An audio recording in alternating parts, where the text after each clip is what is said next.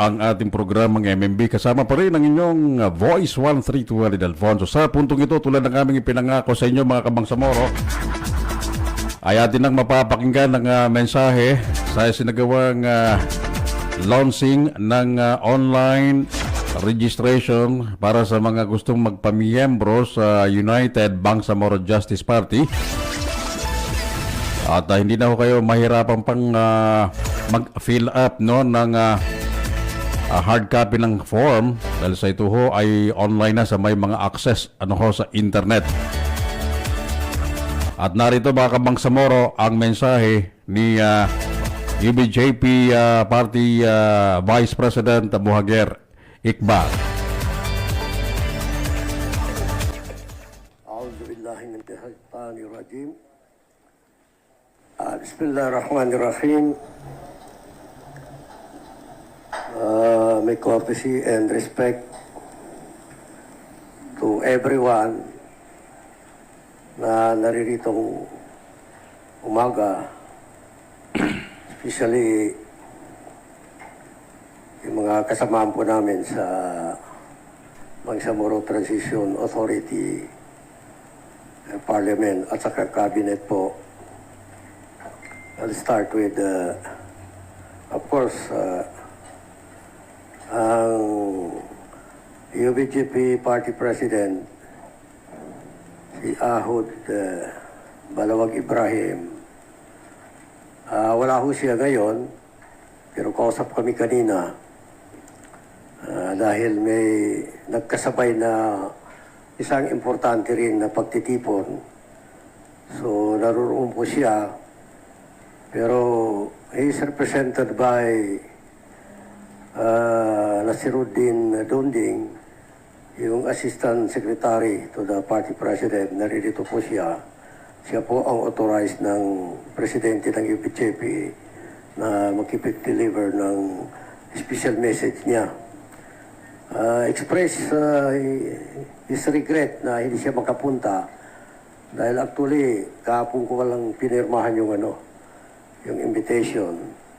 So, napakarami po ang kanyang commitment, kaya nagkakasabay po, kaya hindi po napunta dito ngayong umaga.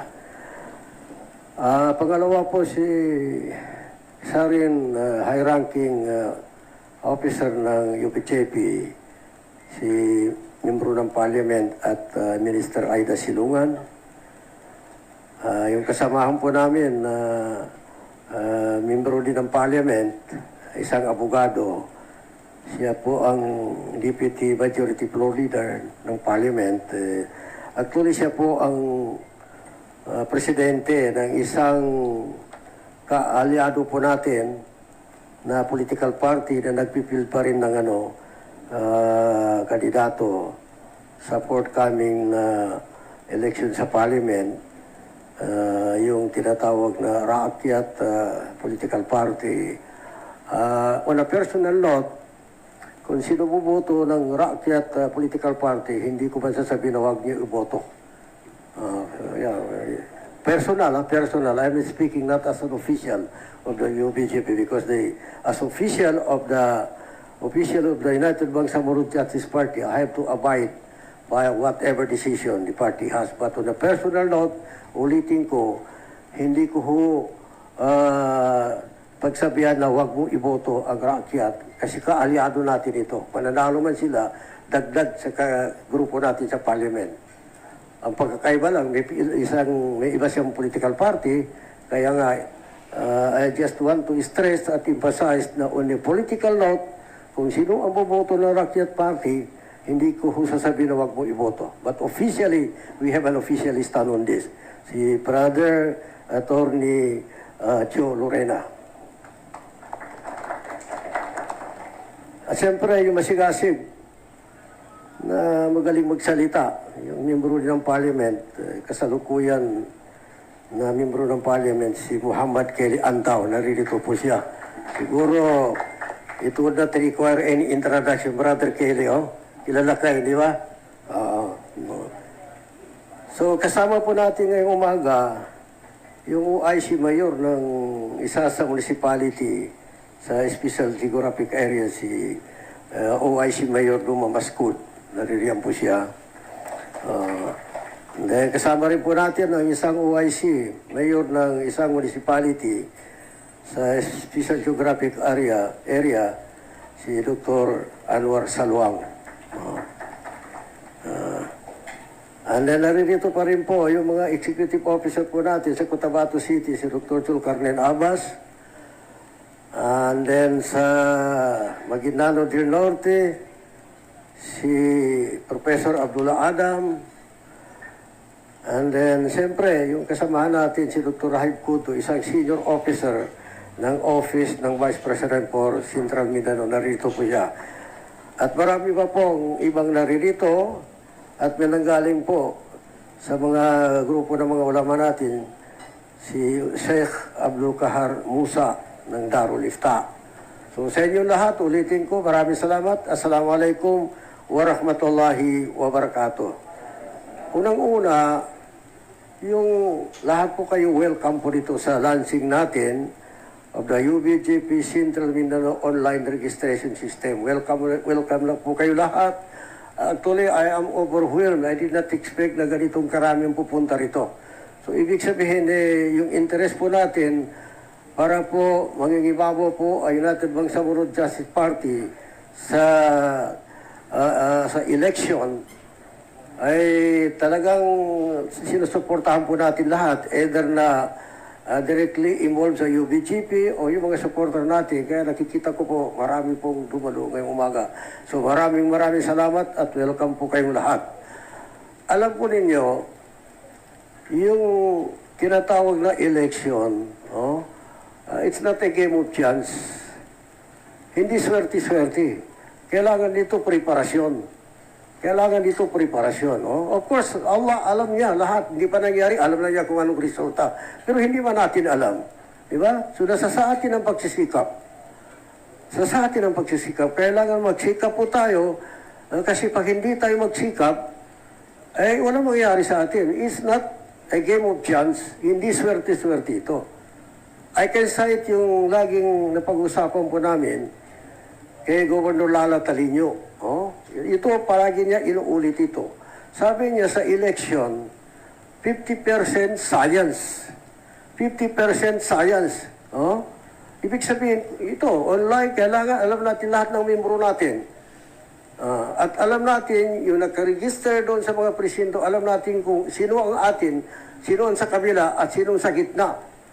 3 days sabi niya, ma-predict ko na, mananalo na kami. Kasi alam na namin kung lahat ng uri ng mga butante. Science, sabi niya, is 50% of the chance na mananalo po tayo.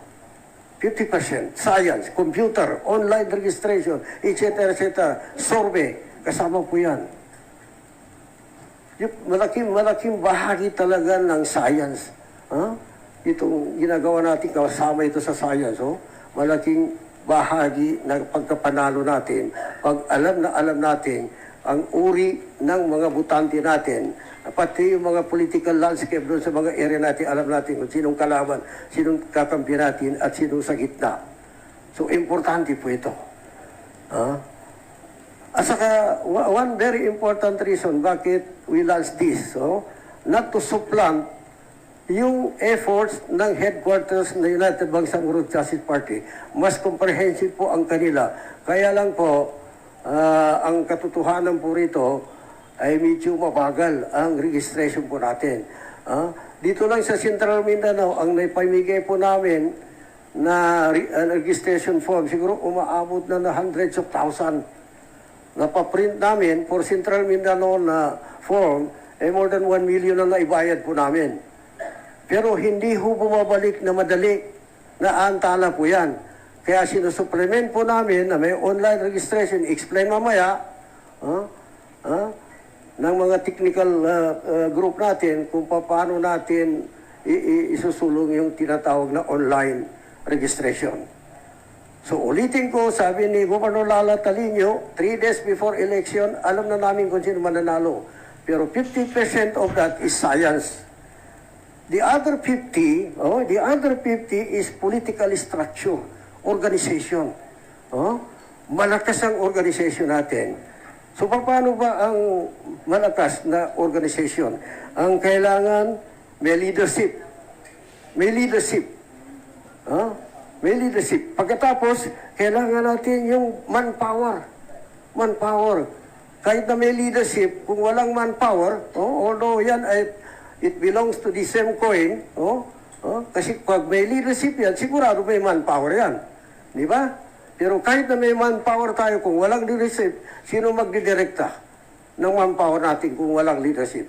So, importante leadership and then manpower. Then pagkatlo, doon sa organization, kailangan may resources tayo.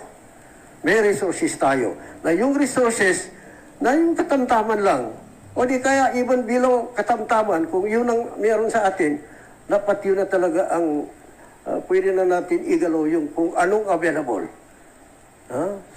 So kabuuan, pagkapanalo, inshallah, unang-una, science. Pangalawa, organization. May leadership, may manpower, at saka may logistics. Di ba? Alam niyo, ang kalaban natin is status quo. Ang status quo na politika, pera-pera yan. Pero pag ang gayahin po natin yan, kahit na may pera tayo, nakukurap po natin ang political system. Di ba? Nakukurap po natin ang political system. At hindi lang nakukurap, tayo ang kakainin ng political system. Yung ayaw natin, tayo ang gumagawa. So wala, anong advocacy natin? Wala tayong advocacy po gano'n. Kaya may mga kasamaan tayo na pumunta sa akin, sabi ko, unang-una dito, kailangan meron tayong spiritual power. Na ito, ginagawa po natin ito, hindi sa gusto natin para magiging leader. Pero ito, aspeto ito ng struggle natin. So, kailangan ito, may spiritual power tayo, ito, ginagawa po natin ito, kabahagi po nito ng struggle po natin. Struggle po natin. Diba? Pagkalawa kako, dapat mamobilize natin ang taong bayan. Kasi pag mamobilize natin ang taong bayan, kahit na hindi masyado malaki ang pera natin, halimbawa, mananalo man tayo. Alam mo, si Duterte, hindi man nagbigay ng maraming pera yan. Pero 3 days before, alam na natin mananalo si Duterte. Kasi yung taong bayan, talagang nakita natin na gusto nila si Duterte na magiging presidente. And one very specific example, na kailangan ng pera. Kasi pag walang pera, wala ang mayari sa atin. Pero pag utak natin pera, kahit na bilyon ng pera mo, pag hindi magandang organization, maubos yun. Wala rin pupuntahan yan. Ang isang example, si Mahid Mutilan, Allah yarhamu. Diba? Noong unang kandidato sa governor, nanalo man siya, wala siya pera. Kasi yung suporta ng taong bayan, talagang malakas na malakas po. Diba? So yung ang importante, kailangan malakas ang organization, may political, may spiritual power, kabahagi ng struggle natin. Pagkalawa, yung taong bayan, kasama po natin. And then pagkanto, siyempre, kailangan din natin ang resources. And then, sabi ko sa kanila, ang kailangan natin dito, maliban sa sinasabi ko, self-reliance. Self-reliance. Kailangan, salikan tadi ginawa tanong. Salikan tanong. The MLF started with practically zero. No funding, no foreign support, no etc. No recognition ng OIC. Pero dahil sa apat ang policies ng MLF, Islamization, strengthening of organization, military build-up, hindi na ngayon, wala na po yung military build-up ngayon, kasi nasa tayo, yung implementation ng Comprehensive Agreement on Libang Saboro, nandiyan ang bar, wala na po military build-up.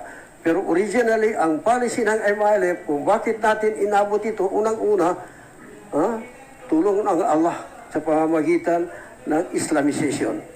Yun ang number one ang policy ng MILF. Islamize natin. Palakasin natin ang Islam. Pangalawa, organization natin from the Central Committee down to the village, kailangan i-strengthen natin yan.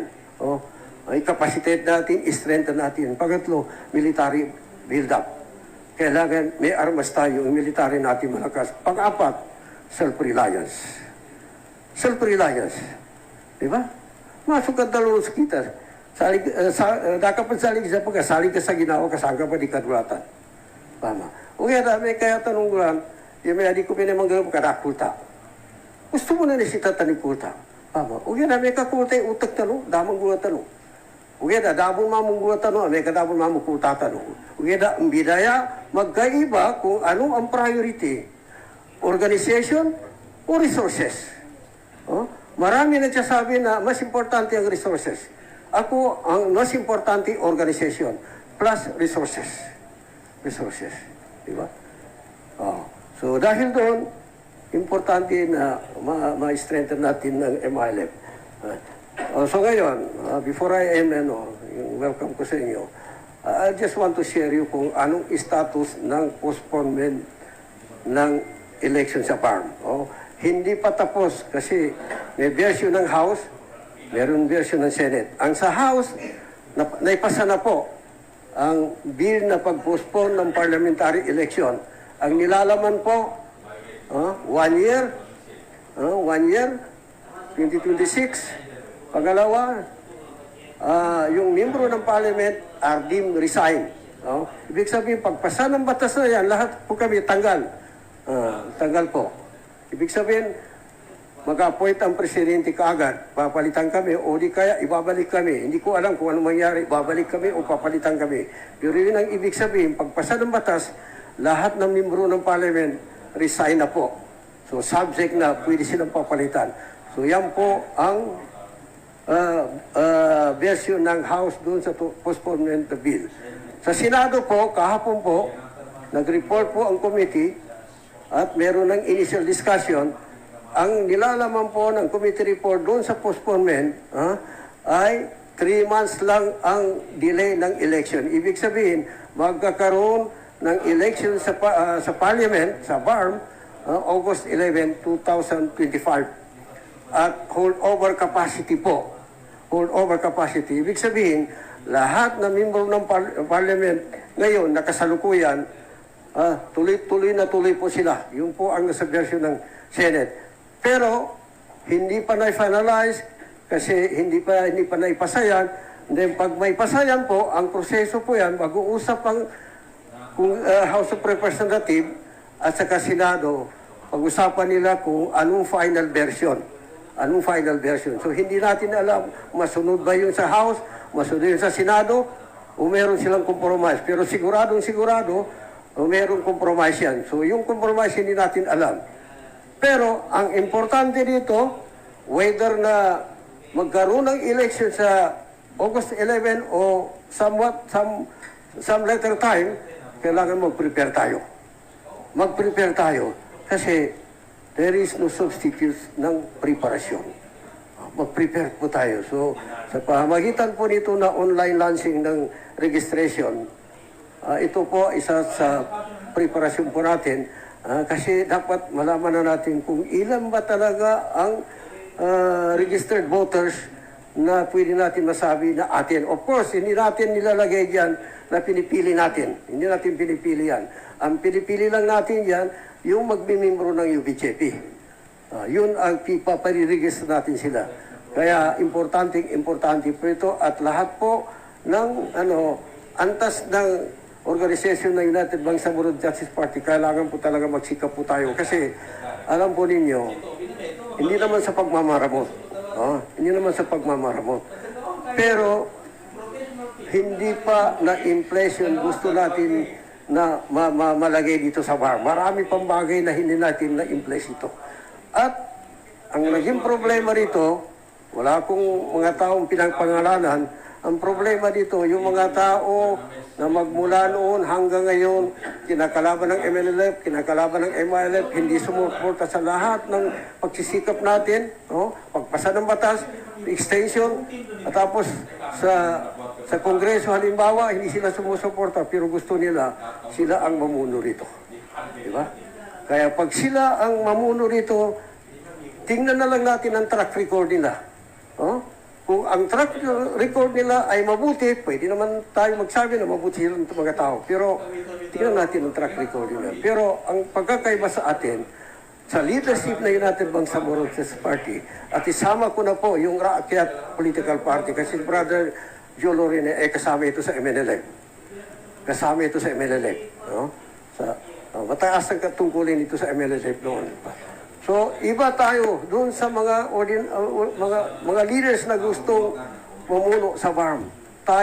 Kami, dito na namin ginugol yung pinaka-importanting party ng kabuhayan po namin. Dito na kami tumatanda.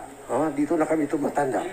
So, ang gusto namin, kung maalis man kami rito, at least meron ng medyo magandang foundation.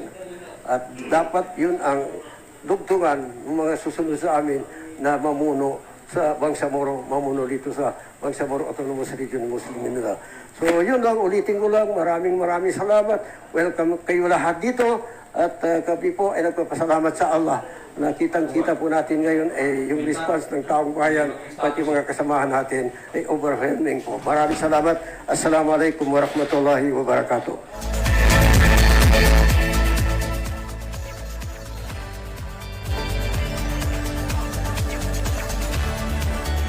Mga kabangsamoro, ayun po ang Vice President ng UBJP sa Central Mindanao Region, si Sir Muhagirik Bal, sa kanyang mensahe sa isinagawang online registration ng UBJP. It's a kind of state of the art na kinwinta no mga technical team no UBJP siya sa Central Mindanao sa asal kadiring kapasangan. So mga Bangsamoro ang magkapamiyembro labilawan, so adan mga accession sa internet na mamubun ni kapag type ka